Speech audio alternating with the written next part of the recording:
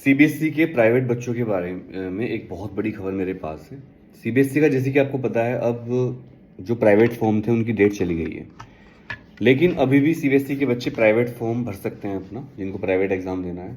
लेकिन अब उन्हें विलम्ब शुल्क देना पड़ेगा, लेट फीस, और ये काम वो कर सकते हैं 11 अक्टूबर 2025 तक। एक सब्जेक्ट के लिए 320 रुपये, और इससे ज़्यादा सब्जेक्ट के लिए आपको प्रत्येक सब्जेक्ट के हिसाब से 320 रुपये देने पड़ेंगे।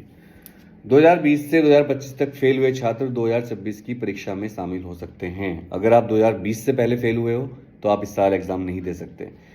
मैं आपको ये भी बता दूं कि ये जो प्राइवेट एग्जाम होते हैं, इनके लिए कोई अलग से एग्जाम नहीं होता, आप रेगुलर बच्चों के साथ ही एग्जाम देते हो।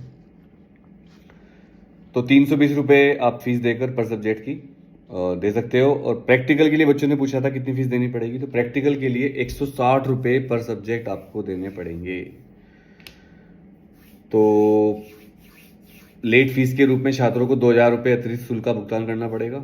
2,000 रुपये फीस है, और 320 रुपये पर सब्जेक्ट थ्योरी, और 160 रुपये पर सब्जेक्ट प्रैक्टिकल। इसके अलावा तो कोई खबर मेरे ख्याल से आपको नहीं चाहिएगी, सारी बातें मैंने आपको बता दी है। 30 सितंबर तक लास्ट डेट थी। अब अगर आप नहीं कर पाए तो अब आप 11 अक्टूबर तक लेट फीस 2,000 रुपये देकर कर सकते हो। एक बात मैं पक्की बता दूं, अगर आप 2020 में फेल हुए, 2021 में फेल हुए, या 2022 या 2023 या 2024 या 2025, तो यही बच्चे केवल 2026 के एग्जाम दे सकते हैं। इससे पहले के बच्चे नहीं दे सकते। और अगर आप 2019 में या 2020 के पहले कभी भी फेल हुए हो तो आप इस साल एग्जाम नहीं दे सकते हैं।